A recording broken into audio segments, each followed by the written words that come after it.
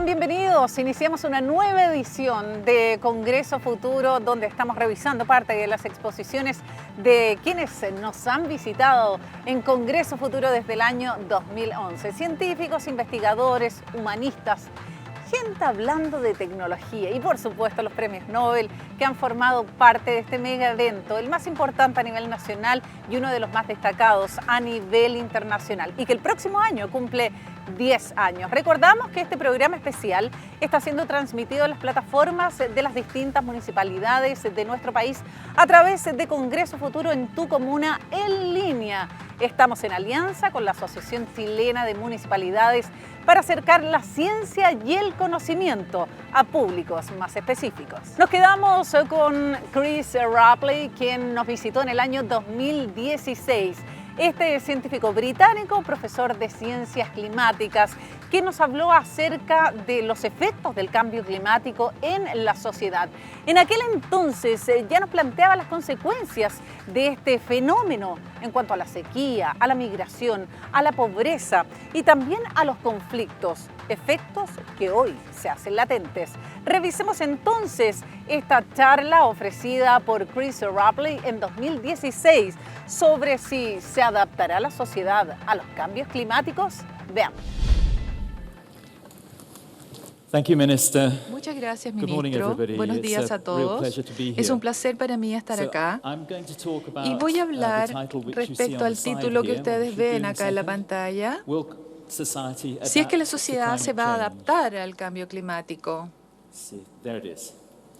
And I want to start Y with yo quiero this comenzar image con of esta a very familiar imagen and beautiful que es muy object, conocida de este a beautiful objeto, muy picture. conocido para todos ustedes, una But of imagen course muy you can look at the bonita, picture through pero many ustedes pueden different, ver esta foto desde eyes. muchas And I perspectivas, just con want to distintos draw ojos, y yo your quiero llamar su attention to this atención object seen through a este two objeto different sets of eyes. One, desde dos through the grupos de eyes ojos, uno of a a través de los scientist ojos de un interested in científico que está complex interesado objects en objetos and how complex complejos, systems work. en sistemas complejos This is y cómo something ellos that has funcionan, que es fascinated algo me que all of my me scientific fascina. career. A toda mi carrera And this científica ha object estado penetrada por represents esto, y the este most objeto complex that representa we can lo más study. complejo que It is the nosotros most podemos complex estudiar. object that we Es el know objeto of más in the complejo entire que nosotros universe. conocemos en todo el And that's in universo. spite of the Y esto, wonderful a talk pesar de that esta Thomas charla Henning maravillosa and que Lisa dio Kattenegger gave Thomas yesterday Henning y about the Lisa ayer thousands of respecto exoplanets a los that we know miles de exist. exoplanetas que hoy But día as yet we don't existen, know of any other todavía no object in the conocemos de los universe otros that objetos en has el life. universo que tienen vida. So to study this object, Para estudiar este you not objeto, only have to have entonces, geologists nosotros and physicists tenemos and físicos, chemists. You geólogos, have to have químicos, biologists and tenemos ecologists. biólogos, But the very existence of ecologistas, the picture pero la tells you existencia that de you esta need to have people imagen who nos dice que understand tenemos que human tener gente behavior, que entienda la because humans conducta as an humana, advanced porque species esto have es been able una to especie progress to the point avanzada where they could take this que picture. existe hoy So you día need to en understand esta economics, foto maravillosa. technology, Tenemos que entender las psychology, and so on. tecnologías, las And economías, all of the different psicología parts of y the todas las system, the distintas atmosphere, partes the de este ocean, the sistema, ice, the la biology, the atmósfera, la people, biología, la all gente, los interact. océanos, We are todo one interactúa integrated globe. en un globo And indeed, the integrado. very Y de famous hecho, British thinker, Jim tenemos el Lovelock, pensador has James even Locke suggested that we británico should que consider sugiere this que nosotros object deberíamos as a considerar este single objeto unified living como organism un organismo of which viviente we are all a único, part. unificado, de lo cual todos So somos that's one way of parte. looking at Esto this es una object, forma de ver as este an object of objeto. Es un extraordinary objeto academic que es interest and de study. extraordinario interés But we could académico, also look at pero it through también the podemos eyes of a verlo a human través de being. los ojos del ser humano. And through the eyes of a Y a human través de being, los ojos this del is our ser humano, spacecraft. esto es This una is our nave home. This is our life espacial, en support nuestra system. casa, en nuestro sistema que And nos if you apoya. were on the Y si space nosotros station as an estamos en astronaut, esta estación the last thing you would espacial, consider lo último que doing vamos a would be considerar tampering in some va a way ser, ¿no es with the cierto?, life support system that is intentar providing you oxygen, pure water, ir en and contra de temperature esto que control. nos entrega And so we need to oxígeno, look at this agua, todos los object in that elementos para way. vivir. In Por fact, lo somebody tanto, tenemos joked que verlo once así. that there are many Alguien problems in puede life, ver que hay muchos but at problemas en la least one vida, gets a free pero por trip lo round the menos sun podemos every year. tener un viaje gratis And so quizás this al sol todos spacecraft los is años, carrying pero us and esta nave carries our espacial destiny. nos está llevando a nuestro destino. Here's another image of that Esta same es otra object. imagen del And of mismo course, if you objeto y look at por it supuesto, carefully, si you'll see that ustedes there's something ven rather acá, different about hay it. algo que es You distinto al can't see the anterior. surface. No podemos ver la And that's superficie. because this Y image esto is debido a que esta taken imagen in se a ha different part tomado of the desde spectrum una parte of distinta al radiation. espectro It's de taken in heat radiación. radiation. Se ha tomado en So it's radiación de looking at the calor. heat Por lo that this tanto, planet ver el is calor de este emitting planeta, into lo que the está universe. emitiéndose hacia el And of course, universo, the es way lo que this se works representa is acá. that Y the por planet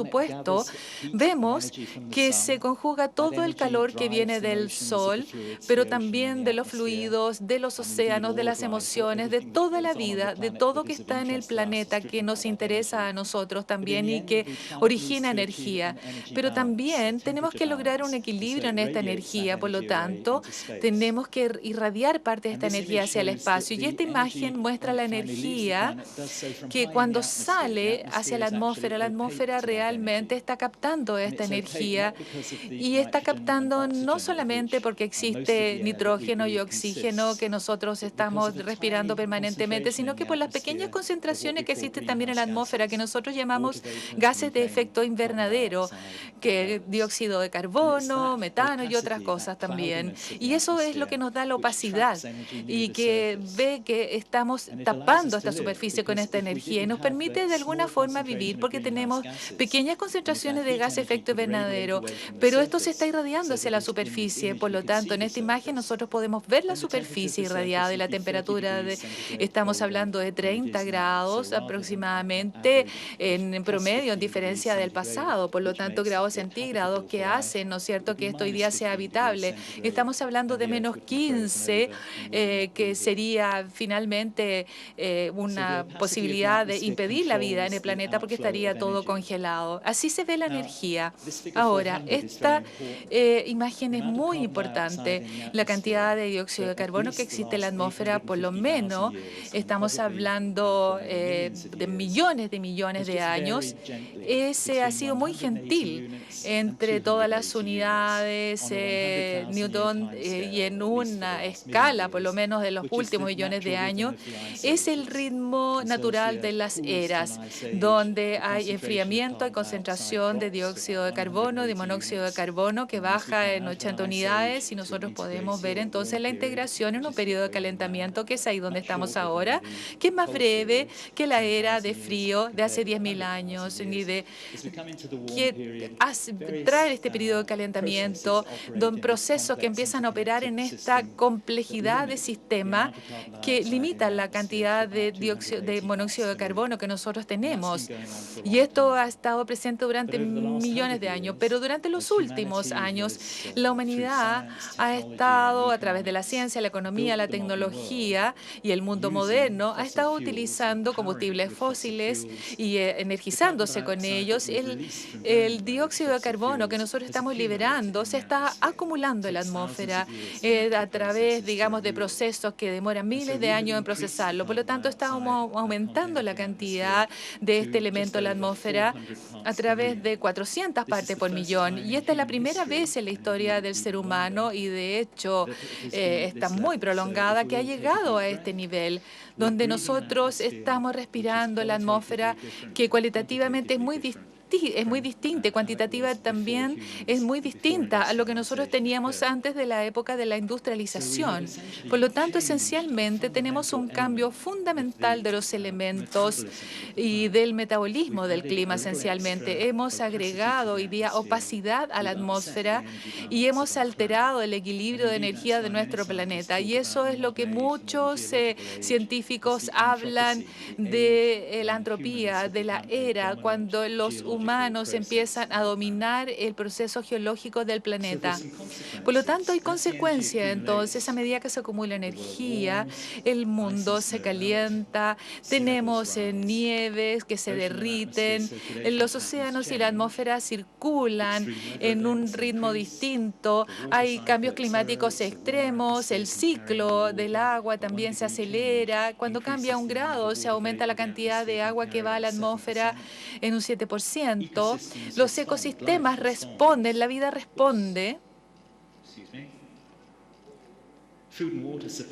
Y también se ven afectados los suministros de aguas y la gente, todos nosotros nos vemos impactados por ello. Y lo que nosotros sabemos es que nos adaptamos en forma imperfecta al mundo moderno, incluso al sistema climático que hemos heredado, al que nosotros estamos al mismo tiempo provocando. Por lo tanto, nosotros tenemos que tener mucho cuidado con lo que estamos haciendo, porque el cambio climático nos puede impactar directamente, pero también en una integración compleja del mundo globalizado hace que esto multiplique las complejidades de las amenazas. Y entonces esto actúa como un multiplicador de amenazas. Y tenemos ejemplos acá que entre el año 2007 y 2010 tuvimos una sequía muy intensa en el área, digamos, de Siria, en toda la parte agrícola. Y esta sequía muestra acá en este mapa los bloques en colores que representan los niveles de sequía de esta área. En amarillo tenemos una sequía, pero no inusual. En rojo es muy extrema y en el color café oscuro vemos que es un nivel de sequía extremadamente inusual. Estamos hablando que esto ocurre cada 1000 años anteriormente y esta sequía está llevando a más de 1,5 millones de personas que empiezan a migrar hacia las ciudades, donde se unen a otros millones de personas que son desplazadas por la guerra.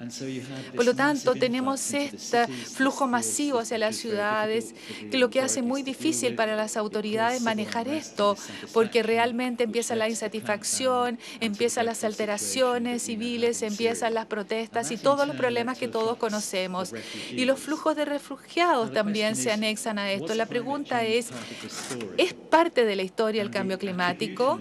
Y la atribución a esto, las sequías extremas, se puede calcular por la comunidad de científicos que ha sido 2 o 3 veces más probable debido al cambio climático que ya está ocurriendo en esta área. Si nosotros agregamos, ¿no es cierto?, todos estos efectos, vamos a poder ver que hay una cantidad de dióxido de carbono que se aumenta en forma dramática. Y esto hace que el problema se empeore. Y nosotros vemos seriamente que millones de personas están desplazándose, corriendo riesgos dramáticos, muchas veces tratando de cruzar el Mediterráneo y más problemas en Europa. Tenemos flujos masivos de refugiados que tratan de encontrar un nuevo hogar y nuevas vidas. El Departamento de Defensa de los Estados Unidos ha estado pensando respecto a esto, respecto a todos estos cambios, y en el año 2014 plantearon este cambio de las precipitaciones, de todos los niveles de mareas y eventos muy extremos que van a intensificar la inestabilidad global, el hambre, la pobreza y conflicto. Probablemente van a llevar a escasez de alimentos y de agua, muchas enfermedades, disputas entre los refugiados respecto a los recursos, la destrucción de los desastres, por supuesto, naturales en regiones a través de todo el globo. Y por supuesto, esto está llegando a una etapa terrible hoy día. Entonces, acá tenemos mucha presión, tratamos de no estar solos en toda esta tarea, pero la buena noticia que ya escuchamos del ministro es que la verdad ha estado hablando hacia el pasado. Los científicos han estado hablando a los líderes están considerando lo que están diciendo los científicos, lo están considerando seriamente y están hoy día con el caso de París en el año 2007, donde el año pasado también en diciembre está este acuerdo de París y el ministro de Medio Ambiente también empiezan a llegar a este acuerdo de la conferencia de las partes. Y entonces lo clave en estos acuerdos es que todas estas naciones tienen objetos y objetivos comunes para poder entonces llegar a los niveles preindustriales y poder perseguir este nivel de reducción de la temperatura, donde nosotros hasta el momento solo tenemos incremento. También para poder hacer esto, existe un plan colectivo para poder detener las emisiones de dióxido de carbono y para hacer esto, entonces, y cortar las emisiones antropogénicas para poder lograr un equilibrio que pueda eliminar toda esta problemática hacia el siglo XXI. Entonces, esto es realmente un logro extraordinario y lo podemos ver en París, en el Acuerdo de París, que la humanidad hoy día, con todos los líderes, han acordado respecto a este objetivo tan importante. ¿Qué es lo que significa todo esto? Este gráfico muestra año tras año la cantidad de dióxido de carbono que están emitiendo los seres humanos hacia la atmósfera.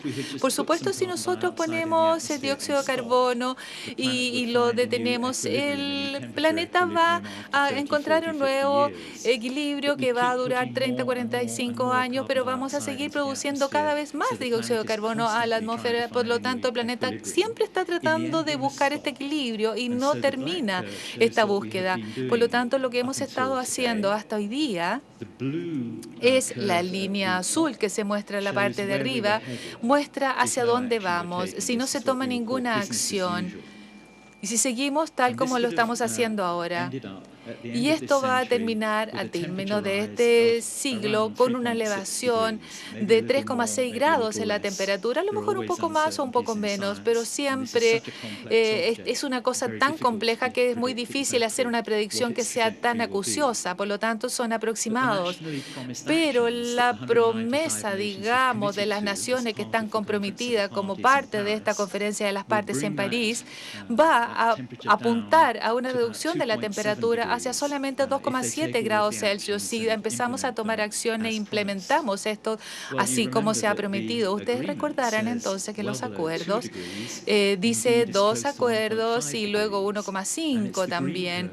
Y la curva verde es lo que nosotros tenemos que seguir para poder solucionar el problema de emisiones que nosotros tenemos. Esa es nuestra aspiración.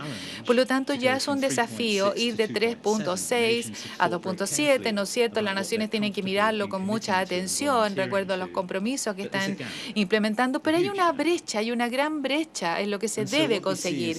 Lo que nosotros vemos acá, que estamos comprometidos a cumplir entonces con este Acuerdo de París para poder caracterizar, como lo han hecho muchos, esto es el acuerdo colectivo mayor que se ha logrado en la historia de la humanidad. Tenemos la participación de los gobiernos, el sector empresarial, los ciudadanos. Todos debemos trabajar juntos en forma coherente para poder lograr este objetivo. No es fácil, en realidad. Este problema ha sido característico y ha sido una de las cosas más difíciles quizás que la humanidad haya enfrentado alguna vez. Por lo tanto, tenemos este demonio que nos está siempre abordando y que nos está haciendo pasar por estos momentos tan difíciles. ¿Por qué es tan difícil? Porque requiere una transformación rápida y fundamental del mundo moderno, del suministro de energía, de la parte económica, de la parte política, infraestructura y de la conducta humana. No es una pequeña tarea, como se podrán dar cuenta. Y como Michael Sandel dijo ayer, tenemos que considerar la dirección hacia donde vamos. Pero por supuesto, estamos lejos todavía de lograr todo esto. Esto es un desafío, pero no es suficiente, porque tenemos instrumentos societales que son inadecuados. Tenemos que inventar instituciones e instrumentos para que podamos trabajar juntos como humanidad. Tenemos instituciones que están cambiando la política. Es todo un negocio, es toda una tarea que tenemos que acelerar. Hay intereses de muchas personas, hay muchas personas que se sienten muy cómodas con el mundo moderno tal como es hoy día. Y esto, por supuesto, va a impedir el progreso, va a impedir que el mundo siga movilizándose de la misma forma como lo estamos haciendo hoy día. Y esos son los intereses que existen ahí. Pero existe también la desconexión, la tendencia a decir, no, no es ahora, no es aquí, no me corresponde, no es mi problema, no tengo que ver con esto. Yo sigo haciendo mi tarea, yo tengo una familia que encargarme, yo tengo vecinos, tengo comunidad y todas estas otras cosas son distracciones.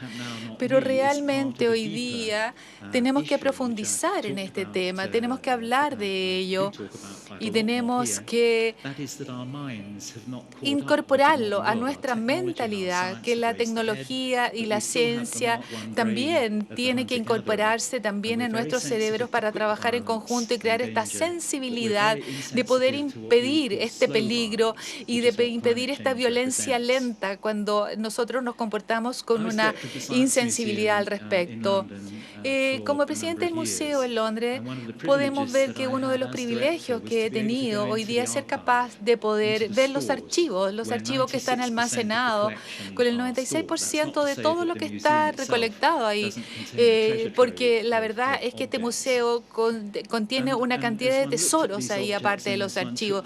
Y cuando vemos estos objetos, cuando vemos, por supuesto, toda la distancia espacial que existe a través de toda la historia, la revolución industrial hasta el presente, cuando vemos todo este material, es sorprendente por la ingenuidad de los ingenieros que crearon las tecnologías que hoy día subyace al mundo moderno. ¿Cuánta gente en la sociedad son ingenieros que innovaron con cosas muy, muy pequeñas para la humanidad y que finalmente han tenido una productividad enorme, que han tenido un impacto enorme en todo el mundo que nos rodea? Esto es un reconocimiento muy importante que lo que vemos a partir de la ingenuidad humana, porque se pensó para crear las condiciones correctas y la atracción correcta, nosotros lo cambiamos. Pero ¿cómo podemos hoy día hacer que todo esto pueda ser innovador con lo que tenemos, con las energías solares, las energías eólicas, con la energía nuclear? La ingenuidad humana puede hacer también que toda la tecnología esté a servicio de forma distinta. Estamos viendo que hay ingeniería alrededor de todo esto. Tenemos hoy día programas masivos que hoy día es más que equivalente a poner el hombre en la luna. Tenemos muchas tecnologías. Les aliento a los ingenieros, a los niños que vayamos tras esta meta. Y vemos hoy día que los países del mundo han reconocido todo esto, que hay 20 países que han firmado ya acelerar los avances tecnológicos en las energías verdes. Este programa se llama Mission Innovation y podemos sentirnos orgullosos en Chile, que es uno de los países signatarios que justamente está atrás del movimiento innovador. Pero por supuesto, un gran país que nosotros tenemos que poner atención es China, porque China es el líder del mundo en lo que es energía fotovoltaica solar y en la matriz energética. Por lo tanto, nosotros tenemos que hacer, bueno, ellos han hecho ya un compromiso de lo que es una energía renovable en un 20% de reducción hoy día. Y esto es equivalente a instalar 1.000 gigawatts de potencia. Es equivalente a todo lo que es alimentar a todos los Estados Unidos. Y lo están haciendo hoy día con un compromiso que abarca 15 años. Y cuando los chinos se comprometen con algo, hay confianza en que lo pueden hacer y nosotros sabemos que van a poder lograr este objetivo. Por lo tanto, es un ejemplo extraordinario que todos deberíamos actuar de forma similar y hacer una contribución para resolver este problema. Pero finalmente, la tecnología no es suficiente, se requiere más que eso. Y nosotros ayer escuchamos de Michael Sandel un mensaje que esencialmente nos habla que tenemos que santificar con sabiduría. Todos nosotros estamos en un mundo donde estamos haciendo supuesto, donde se están haciendo grandes decisiones, diferentes análisis, análisis costo-beneficio, pero yo rechazo esa perspectiva. Michael dijo ayer también que es una visión encapsulada. Es maravilloso, nunca había escuchado ese concepto antes. Pero también el Papa, por ejemplo, que ha publicado su encíclica el año pasado, también dice que los avances científicos más extraordinarios, que las habilidades técnicas más extraordinarias, que los crecimientos económicos más sorprendentes deben estar acompañados por progreso social, moral, para que no se tornen en contra del ser humano. No solamente entonces tenemos un desafío tecnológico, nosotros tenemos que tener una sociedad que esté reintroduciendo la ética y la moral en el mundo de la política, en el mundo de la toma de decisiones, de forma tal que avancemos hacia una sociedad en la cual trabajemos globalmente, todos en conjunto, para hacer un mundo mejor. Y ese es un gran desafío. Finalmente, ya existe, digamos, cambio climático que está instalado. Si la humanidad se deja hoy día de emitir el dióxido de carbono, el planeta no se va a equilibrar sino hasta 40 años más. Por lo tanto, tenemos que reconocer hoy día este riesgo que estamos enfrentando. Por lo tanto, tenemos que pensar en nuevas formas de manejar esto. Tenemos que ser responsables de todo esto. Nosotros tenemos en Londres una capital en la cual estamos abordando este enfoque de gestión. ¿Cuáles son los riesgos? ¿Cuáles son las amenazas? ¿Cómo podemos manejar las probabilidades de riesgo? ¿Cómo podemos manejar el impacto? ¿Y cómo podemos recuperarnos de todo este riesgo? Y esta imagen de Londres muestra hoy día una inundación que ha sido justamente una de las mayores que hemos enfrentado, afectando a miles de residentes, miles de colegios, de edificios, de colegios, de hospitales y todo está en riesgo.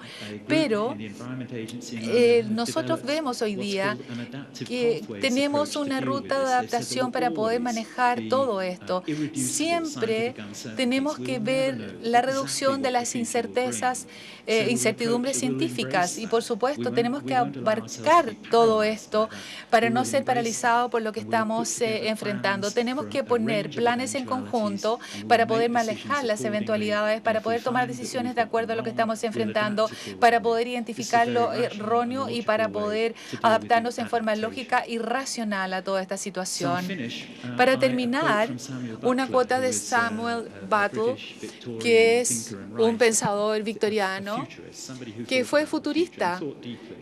Y él pensó profundamente en el futuro, en realidad. Es muy interesante en la teoría de evolución de Darwin, aunque no estoy totalmente de acuerdo con ella, pero es interesante lo que él dice, es fascinante, porque los físicos no siempre están viendo los principios subyacentes, pero Butler dice que todo el progreso se deriva del deseo ineludible de cada organismo de ir más allá de sus propios medios, lo cual encuentro que es fantástico, porque la verdad, por ejemplo, en cuanto a la finanza, uno siempre gasta más de lo que tiene, por ejemplo.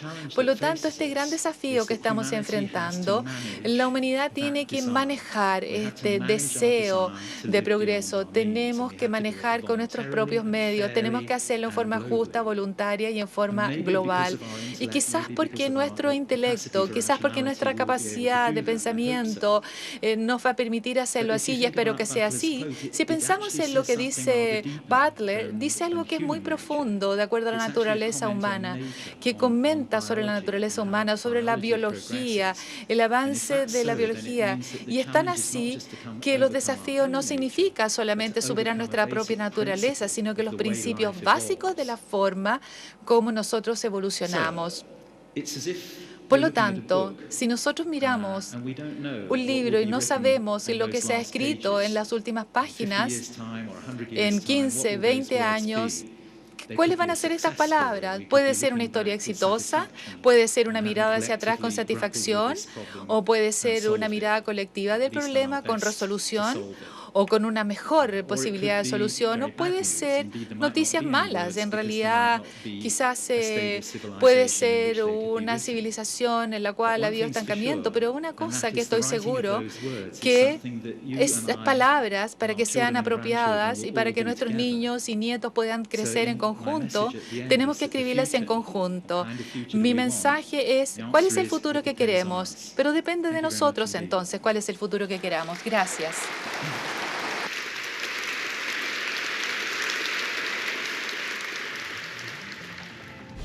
Ahí estaba esa exposición de Chris Rapley de 2016 vinculada a los cambios climáticos y que se hacen latentes en el día de hoy.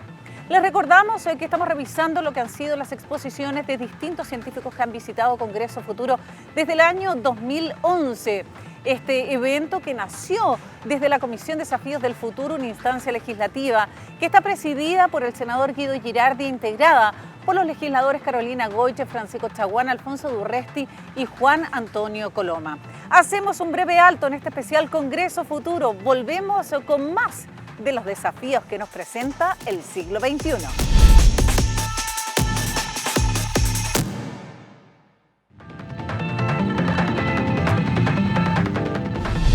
Uno de los temas más fascinantes es la astronomía. ¿Existirá vida allá afuera? ¿Podremos habitar otros planetas? ¿Qué ocurre con las otras galaxias? Bueno, todo eso y más nos ha dado Congreso Futuro. Tuvimos a una doctora en astronomía, Katherine Cesarsky, quien participó en Congreso Futuro en el año 2011 y también en el año 2019. Ella fue la primera mujer presidenta de la Unión Astronómica Universal, desde donde se impulsó el Año Internacional de la Astronomía. Ella participó en el año 2019 en Congreso Futuro y habló de la evolución de las galaxias y nos comentó que en el año 2021, es decir, el próximo, se pondrá en marcha la construcción del mayor radiotelescopio del mundo. Veamos qué nos dijo Katherine Cesarsky en el 2019 sobre la evolución de las galaxias. Aquí está.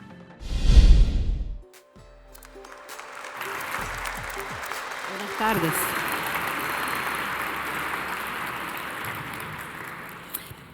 Es un placer estar aquí con ustedes y en este corto cuarto de hora voy a tratar de mostrarles cómo es la vida de los astrónomos y cómo tratamos de resolver los problemas y de entender cómo funciona el universo. Lo primero que les muestro es el famoso telescopio VLT, Very Large Telescope, del Observatorio Europeo Austral, ESO. Este telescopio en realidad no es un telescopio como ven, pero 4 telescopios de 8 metros que funcionan por separado y que están en el Monte Paranal, en el desierto de Atacama. Así que Chile nos ha traído el mejor cielo del mundo para poder hacer extraordinarias observaciones. Yo tuve la suerte de dirigir este observatorio entre 1999 y 2007 y no solamente, evidentemente, el VLT, pero todos los observatorios de la ESO, y estoy, por consiguiente, muy apegada y muy agradecida a Chile. En 1999 se inauguró el primero de estos telescopios y una de las primeras imágenes que se ha mostrado es esta imagen de una galaxia espiral. Así que esto es una galaxia espiral, tiene el centro, tiene brazos y a lo largo de los brazos ven puntos brillantes y estos son estrellas de alta masa que son muchísimo más luminosas que las demás. Son estrellas de masa 5, 6 o más veces superiores a la del Sol. Nosotros vivimos en una galaxia, seguramente todos lo saben, que es la Vía Láctea y que se parece mucho a este tipo de galaxia. Vivimos más o menos aquí, como ven, en ningún lugar privilegiado.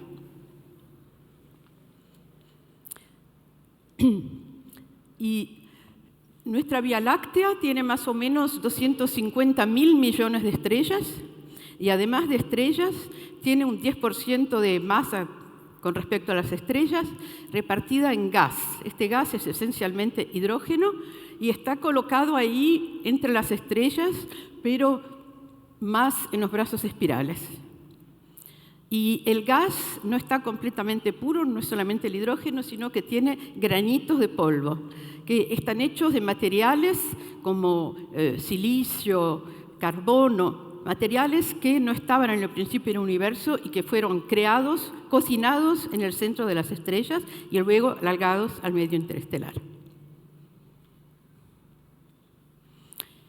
El polvo interestelar es algo que se puede ver fácilmente. Aquí les muestro nuestra Vía Láctea. Ustedes nunca la ven así porque esto es tomando lo que se ve desde todo el mundo, así que es la franja completa. Ustedes ven un pedazo. Pero seguramente con los lindos cielos que hay en Chile, todos ustedes la habrán visto alguna vez y vieron de que hay zonas en las cuales parece que no hay nada. Y no es que no hay nada, es que hay nubes de polvo, nubes de gas y polvo, y el polvo absorbe la luz visible. Estamos mirando con la luz visible, la luz a la cual nuestros ojos son sensibles, y vemos eso. Aquí les muestro una galaxia exterior que se llama la galaxia Sombrero, y no solamente en español, se llama en francés la galaxia Sombrero, y en Estados Unidos se dice la galaxia Sombrero. Todo el mundo la denomina así, y como ven, cómo se la ve por el canto así, y como el gas con su polvo está más bien en el plano de la galaxia, entonces se ve realmente una gran franja oscura que muestra que hay polvo todo por ahí.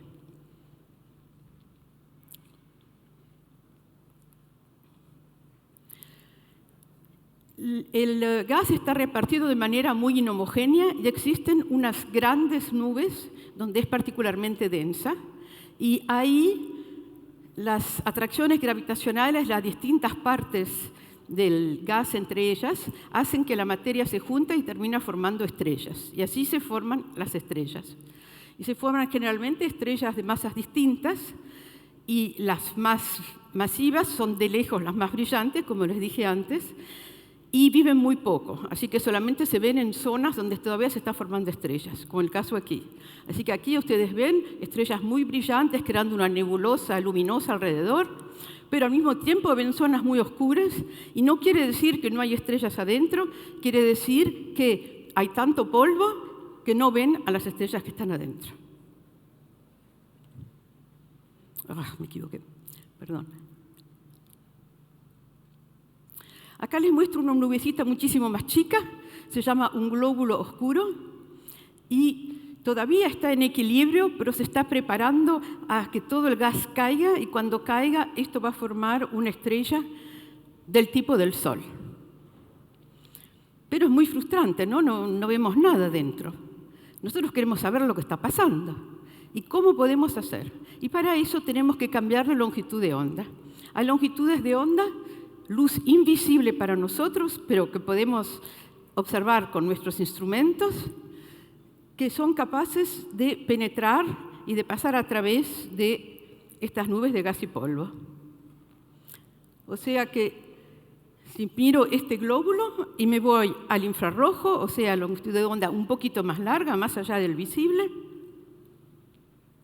entonces veo a través de ella todas las estrellas que están atrás. Parecía vacío porque simplemente no las podía ver.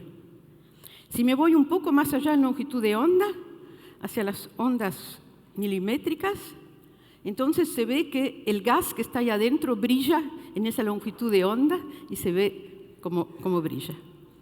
Así que para observar lo que pasa, todo esto que es invisible para los ojos y para los telescopios ópticos, hay que ir a buscarlo en otras longitudes de onda, y aquí en particular hablaré de infrarrojo y más allá.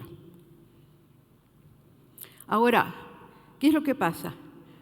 Una estrella emite luz visible o luz ultravioleta. Esa luz visible se encuentra con un grano de polvo y el grano absorbe esta luz. Pero el grano no puede estar ahí absorbiendo y que se va a poner gordo y energético. No, eso no quiere. Entonces el grano se va a desembarazar de toda esta energía que recibió, mandándola a la longitud de onda que responde a su temperatura. El grano está mucho más frío que la estrella emite en el visible y los granos emiten en el infrarrojo. Así que toda la energía que mandó la estrella, una parte por ahí saldrá en luz visible y todo el resto lo vamos a reencontrar en luz infrarroja. Así que volvamos a las galaxias. Si ahora miramos una galaxia en su conjunto, ¿qué es lo que pasa? Una galaxia tendría la emisión de vida de las estrellas, que directamente es en el visible y en el infrarrojo, es esta cosa azul que ven ahí arriba, pero toda una parte es absorbida por los granos, así que nosotros no la vamos a ver ahí, pero la vamos a ver salir en el infrarrojo, es la curva anaranjada que mostré aquí.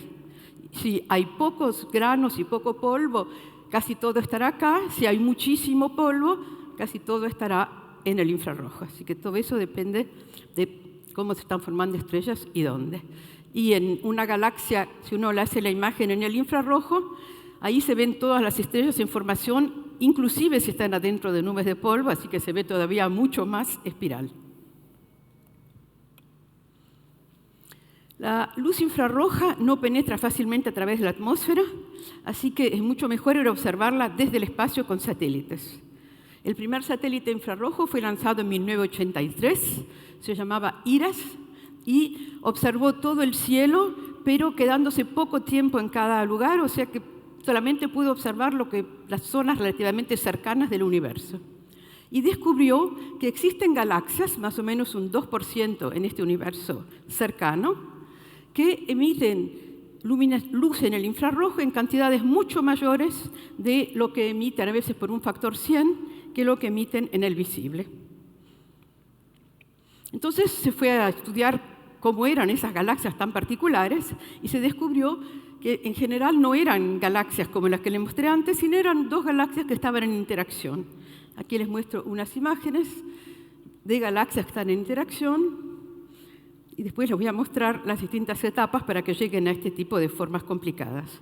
Acá tienen una en que las dos galaxias, después de interactuar, se fundieron en una sola, se llama Centaurus A, y en el centro de una tal galaxia hay un gran agujero negro.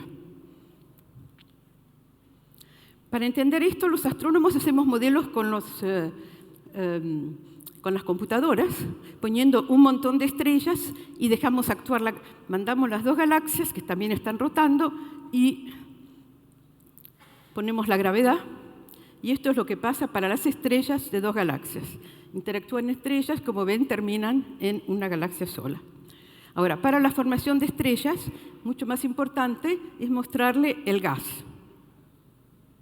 Entonces aquí tengo dos galaxias, una galaxia que se pasea tranquilamente, creyendo que no le va a pasar nada, pero miren cómo empieza a ser perturbada adentro, porque siente el efecto de marea ya, de la gravedad de la otra galaxia que se acerca.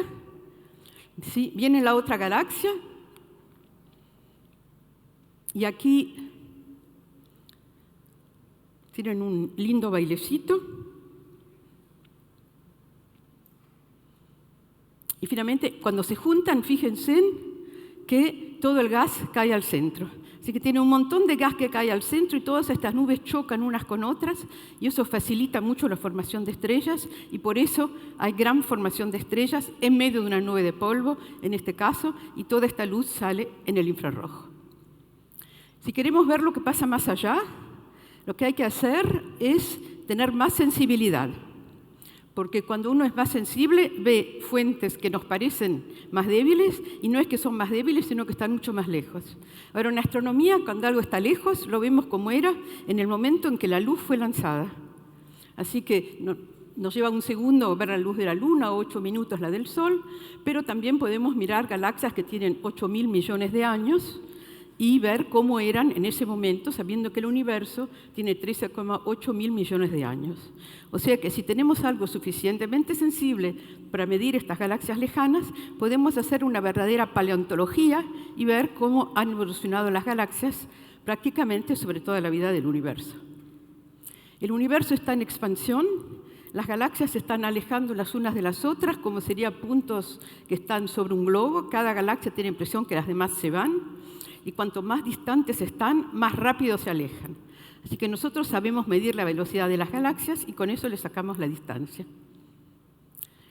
Este es el Hubble Space Telescope, el telescopio espacial de 2,40 metros, que al estar en el espacio es todavía más sensible que otros.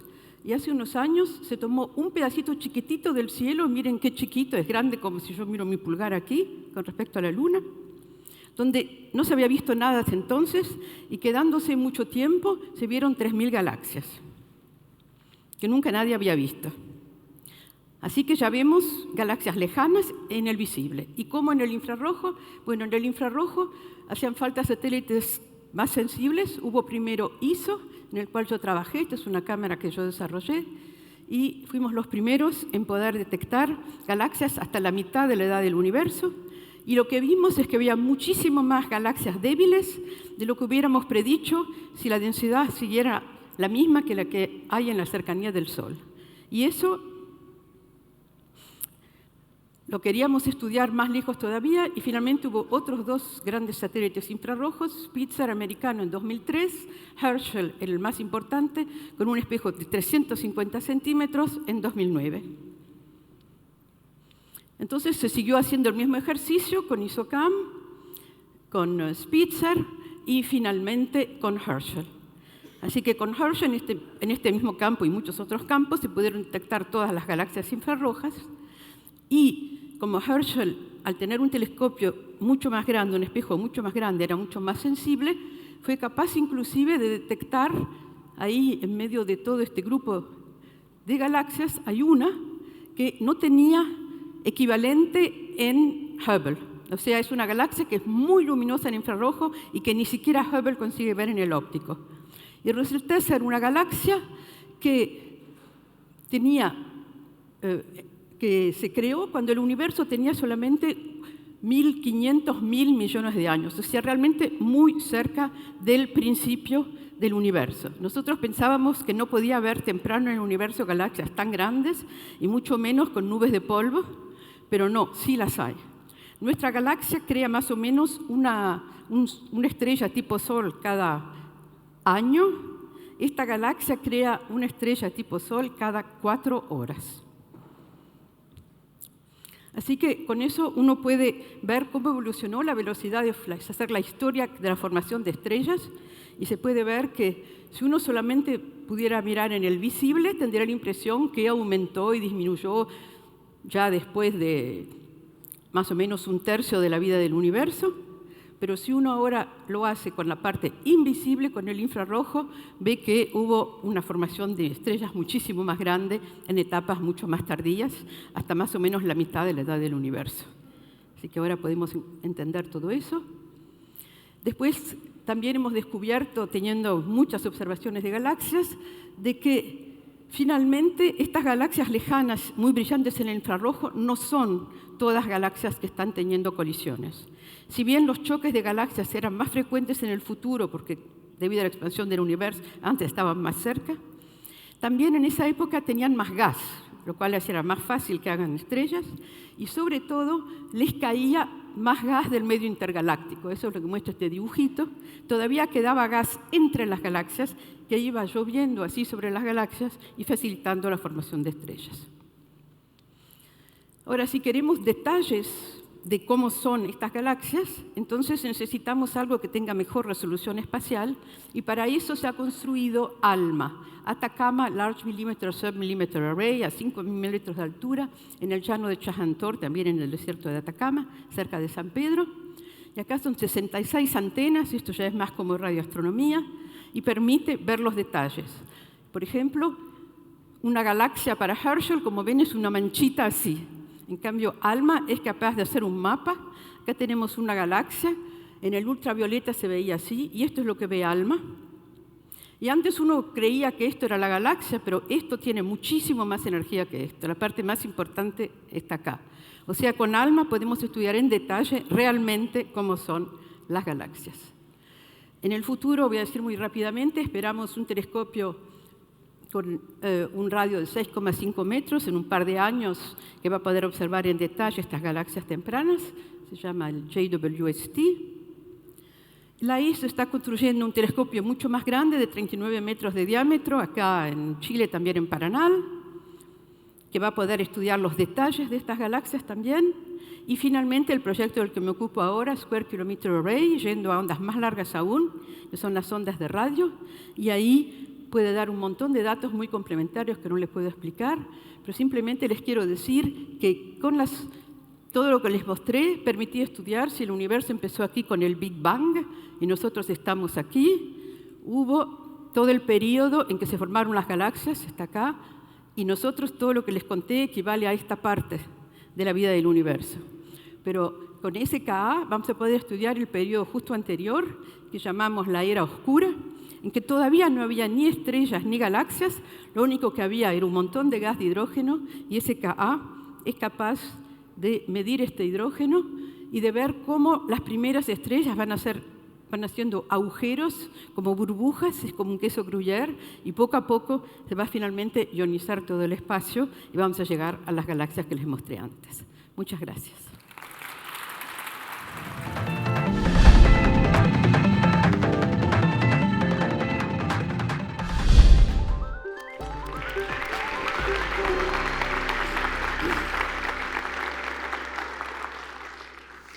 Estoy seguro que todos y cada uno de ustedes conocen amigos o tienen familiares que sufren de enfermedades neurológicas, neurodegenerativas o enfermedades mentales.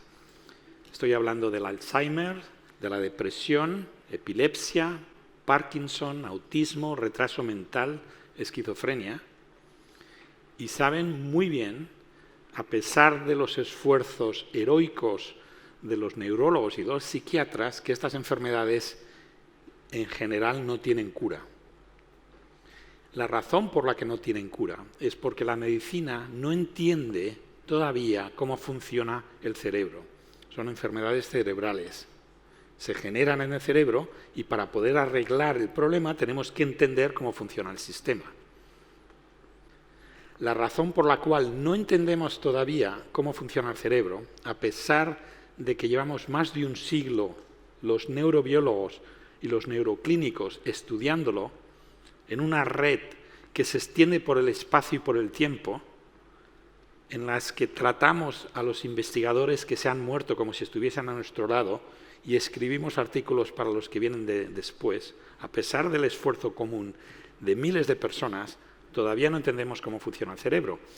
Y la razón es que llevamos un siglo estudiando el cerebro de neurona en neurona. Registramos la actividad de una neurona en un animal de experimentación o en un paciente para correlacionarla con el comportamiento del animal o con el estado del paciente. Pero el cerebro tiene miles de millones de neuronas. El cerebro humano se calcula que tiene casi 100.000 millones de neuronas. Y imagínense entender un sistema de tantos elementos estudiando el cerebro de neurona en neurona. Es un poco como intentar ver una pantalla de televisión si solo miras a un píxel. Por mucho que lo mires, aunque estés toda tu vida mirando ese píxel, no te enterarás de lo que ocurre. Porque la pantalla de televisión es un ejemplo de lo que llamamos en ciencia una propiedad emergente, una propiedad de un sistema de muchas partículas que se genera por la interacción entre las partículas. En este caso, interacciones, correlaciones entre píxeles en el espacio y en el tiempo y en el color. Y eso define la imagen que una vez que la capturas entiendes lo que ocurre en la televisión. El cerebro es una cosa parecida. Pensamos que está generando propiedades emergentes y que las neuronas funcionan como los píxeles de la pantalla y encendiéndose y apagándose tienen correlaciones en el espacio y en el tiempo que forman los ladrillos de la actividad mental. Y tenemos que entender eso para poder, por fin, entender qué le ocurre a estos pacientes con enfermedades neurológicas y mentales y poder corregir el problema y curarles. Pero es todavía más importante el desafío de entender el cerebro, porque el cerebro es el tejido que genera la mente humana. Todo lo que somos, nuestras ideas, nuestra imaginación, la percepción, los pensamientos, las emociones, está generado por la actividad de estos 100.000 millones de neuronas que tenemos en la cabeza. Entonces, entender cómo se fabrica la trama del cerebro funcional nos permitirá entender qué es la mente humana. Eso significa que nos vamos a entender a nosotros por dentro por primera vez. Va a ser un cambio fundamental en la historia de la humanidad, un nuevo renacimiento, donde entenderemos no solo el papel que tenemos en el mundo, que es lo que ocurrió en el Renacimiento, sino quiénes somos de verdad. Cuando nos comportamos, cuando pensamos, ¿por qué lo hacemos? ¿Cómo ocurre desde dentro? Entonces, para entender cómo funciona el cerebro, para poder ayudar a los pacientes y para entender quiénes somos, necesitamos ver la pantalla entera de televisión y no tenemos las técnicas para hacerlo, no tenemos los métodos. Esa es la idea que le propusimos al presidente Obama para lanzar un proyecto a larga escala científico-tecnológico para desarrollar métodos para poder registrar la actividad entera de cerebros en animales de experimentación o de partes del cerebro en un paciente. Lo que queríamos era inventar técnicas que no existen ahora. El proyecto de BRAIN, que lo lanzó el presidente Obama en el año 13 y ha sido acompañado por proyectos similares en muchos países del mundo, en China, en Japón, en Europa, en Canadá, Australia, Israel, Corea y desde septiembre también en Latinoamérica, está enfocado en desarrollar técnicas nuevas, técnicas que se llaman de neurotecnología, para leer la actividad de todas las neuronas en el cerebro y para cambiar, alterar la actividad de las neuronas del cerebro. Porque si queremos de verdad ayudar a los pacientes, necesitamos no solo ver el problema, sino entrar ahí y arreglárselo. Y tenemos que ser capaces de cambiar la actividad para poder cambiar la película, la imagen que tenemos en la pantalla cerebral en un paciente, recomponerla y corregir el problema. Tenemos la obligación de hacer esto, porque como saben ustedes, estos pacientes nos miran a la cara todos los días y nos dicen, ayudadnos. Son una situación de urgencia y no estoy hablando de un porcentaje pequeño de la humanidad. De hecho, va en aumento según la población envejece, ¿no? Entonces, estas tecnologías y este proyecto del cerebro de Estados Unidos y de otros países están ahora en el 5º año de 15 años, empiezan a surgir. Y como le digo, son tecnologías necesarias para poder entender cómo funciona el cerebro, pero tienen los dos aspectos. Se pueden utilizar en la medicina, pero les he dicho también que el cerebro genera la mente humana. Y si podemos registrar la actividad, podremos descifrar la mente humana, los pensamientos de las personas. De hecho, es lo que necesitamos hacer para ayudar a los pacientes, entender qué es lo que ocurre ahí, ¿no? Entonces, esto abre un montón de problemas éticos y sociales que son problemas en los cuales la humanidad nunca ha tenido que lidiar con ellos, porque por primera vez nos metemos dentro del tejido que genera lo que somos. Entonces, un grupo de nosotros piensa que tenemos que reaccionar a este desafío que nos viene, que es imparable y que vamos a experimentarlo en la próxima década, esta que entramos ahora. Y tenemos que reaccionar de dos maneras: defendiéndonos para que estas tecnologías sean utilizadas para el bien común, para ayudar a los pacientes y no para abusar de las personas. Y los abusos, estoy hablando de abusos de lectura de actividad, significa desciframiento de actividad mental y intervención, manipulación de la actividad mental de las personas.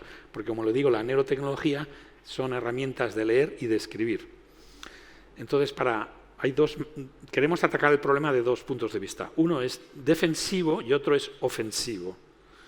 La manera defensiva de atacar este problema es definir unos nuevos derechos humanos. La Declaración Universal de Derechos Humanos del 48 define los derechos de las personas.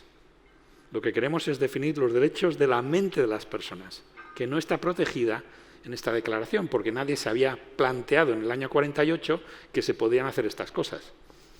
Y son lo que llamamos los neuroderechos, los derechos cerebrales, derecho a la intimidad mental, derecho al libre albedrío, a la capacidad de decisión, que no sea interferida desde fuera. Derecho a la identidad personal, que no sea manipulada tu identidad personal desde fuera, a través de neurotecnologías que, como digo, son buenas porque las necesitamos para ayudar a los pacientes a entender el cerebro. Derecho a que haya un acceso equitativo a tecnologías de aumentación mental. El conectar el cerebro a las computadoras, a la red, a través de una interfaz cerebro-computadora, es el eje central de muchas de estas neurotecnologías. Y si estamos conectados ahora a través de los teléfonos celulares, imagínense cuando la conexión sea directa del cerebro, en vez de ir por los dedos y por los ojos y vaya de cerebro directamente a la red. Va a ser una conexión muchísimo más fuerte. Entonces, estas tecnologías permitirán el aumento cognitivo y mental de las personas. Igual que ahora, llevando un teléfono celular, enciendes el GPS y puedes navegar una ciudad en la cual nunca has estado y te aumentas en lo que puedes hacer mentalmente, porque tienes como el GPS accesible a través de tus ojos. Pues estoy hablando de un futuro que vamos a ver en esta década, en la cual vamos a tener estos dispositivos ya conectados directamente en el cerebro, de una manera no invasiva, sin cirugía. Entonces, esto es una cosa que puede aumentar al ser humano y puede ser una cosa muy positiva, pero tenemos que asegurarnos que estos aumento cognitivo esté basado en el principio de justicia. Entonces, estos son los neuroderechos, es como la manera defensiva de protegerse de abusos de tecnología. La manera ofensiva de evitar que haya abusos es ir a la gente que está fabricando estas tecnologías, que son investigadores como nosotros, los neurotecnólogos, y también compañías de tecnología, como las grandes compañías de datos de Facebook, Microsoft, Apple, para que estas compañías eviten utilizar estos dispositivos o crear tecnología que esté en contra de los derechos humanos. Entonces, lo que queremos es implantar lo que llamamos un juramento tecnocrático. Igual que los médicos tomamos un juramento hipocrático cuando nos licenciamos, en el que juramos utilizar el conocimiento que hemos recibido para ayudar al prójimo, ayudar a la humanidad, los neurotecnólogos que crean neurotecnología y herramientas de inteligencia artificial tendrían que tener un juramento tecnocrático para asegurarse de una manera proactiva de que la gente que tiene la capacidad de desarrollar estos instrumentos tan potentes estén enfilados en ayudar al prójimo también, igual que los médicos. Convertir a la neurotecnología en una carrera humanística, a la inteligencia artificial, que sea parte de las profesiones en las cuales confías tú, igual que confías ir al médico, pues sabes que te va a ayudar en la medida de lo que pueda. Pues que confíes en el ingeniero de inteligencia artificial porque sabes que ha tomado un juramento tecnocrático y tiene una base ética en su formación. Entonces, queremos implantar los neuroderechos y queremos implantar el juramento tecnocrático, como digo, atacando el problema de los dos lados, ¿no? Y, de hecho, estoy aquí en Chile, entre otras cosas, por la posibilidad de que Chile sea un país pionero para implantar estas dos cosas, los neuroderechos y el juramento tecnocrático. Estamos trabajando con el Senado de la República, a través del senador Girardi, la Comisión del Futuro, y con otras gente de su país para meter neuroprotección en la Constitución, en las leyes del país, en la Constitución antigua, la Constitución moderna que viene, desde el punto de vista de derechos humanos. Y sería el primer país donde esto ocurriera, ¿no?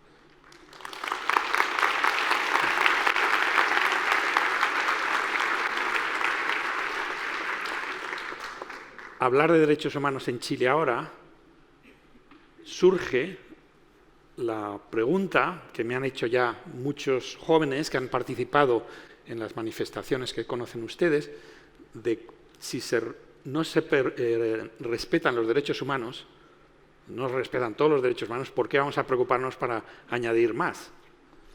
Y precisamente nuestra actitud es, lo que tenemos que hacer es hacerlos respetar y fortalecerlos, ampliarlos. O sea, no es el que el mundo sea imperfecto, no es una razón para tirar los derechos humanos a la basura. Al contrario, lo que tenemos que hacer es asegurarnos que estén todavía mejor, que estén todavía más respetados y todavía más amplios para que cubran a las personas, no solamente físicamente, sino también mentalmente.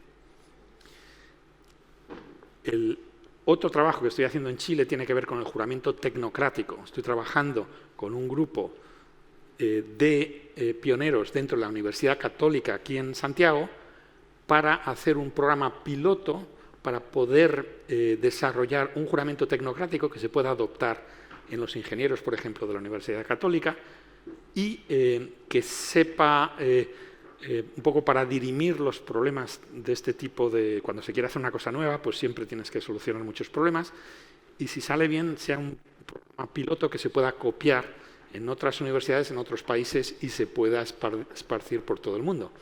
Entonces, el doble ataque al problema que nos viene se podía intentar solucionar primero aquí. Y termino con una reflexión positiva.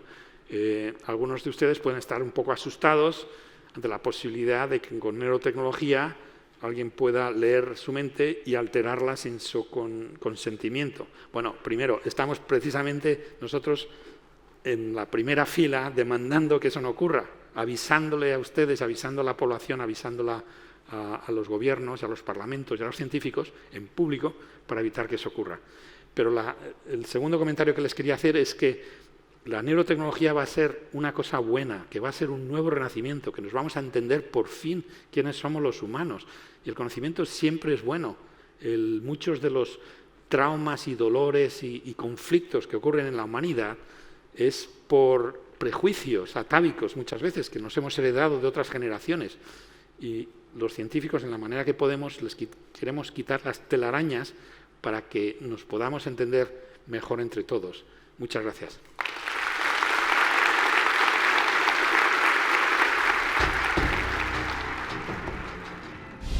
Lo hemos tenido varias veces de visita a nuestro país. Ahí estaba el español Rafael Yuste, creador del proyecto BRAIN, mapear el cerebro, y por supuesto uno de los impulsores de los neuroderechos a nivel internacional.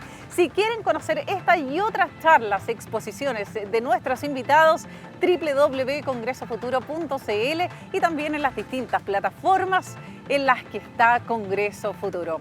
Les recuerdo que estamos transmitiendo este programa a través de las plataformas de las municipalidades de nuestro país. Estamos en alianza con la Asociación Chilena de Municipalidades. Ahí podrán encontrar Congreso Futuro en tu comuna en línea, acercando la ciencia y el conocimiento a públicos más específicos. Soy Jessica Soto Huerta, gracias por habernos acompañado en este especial Congreso Futuro y los dejo invitados a que nos juntemos en una próxima edición de este especial, donde la ciencia y el conocimiento se unen.